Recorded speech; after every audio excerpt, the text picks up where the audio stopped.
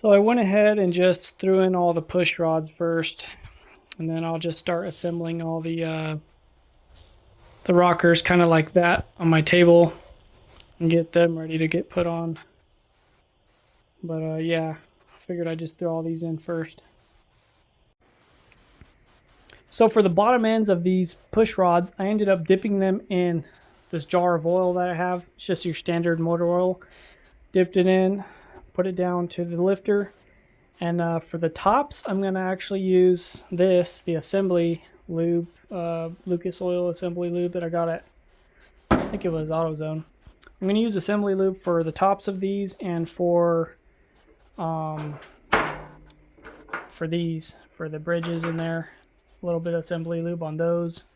And then underneath there for the push rod. And then a dab on the front of them for right here. The reason is because that stuff's thicker, and obviously it takes a long time for oil to get up to the top of the motor when you first start it. So I figure I put the good stuff on the top, and then the bottom was fine, I think, with the motor oil.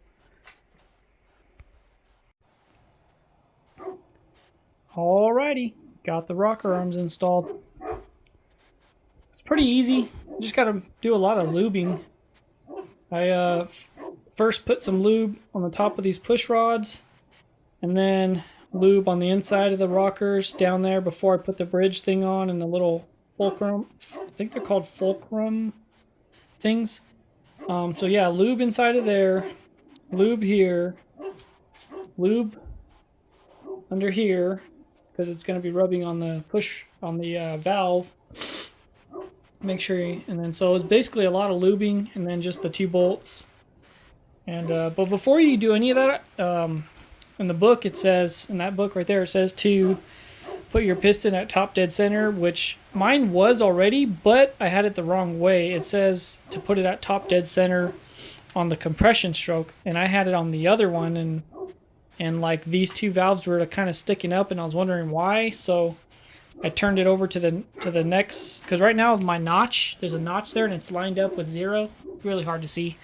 But so then I turned it over one more and stuck my finger in the spark plug hole, and you can feel the compression. You can feel air trying to escape. So I put it on top dead center on the compression stroke, and then everything else went on just fine after that. I torqued them down to, I think it was 19 foot-pounds, which isn't a whole lot. So yeah, they're all torqued down and installed. So now I can actually throw the valve cover on, and this thing's almost complete. I actually have the reason why I have this blue tape on is because I'm still going to do some touch-up with some paint.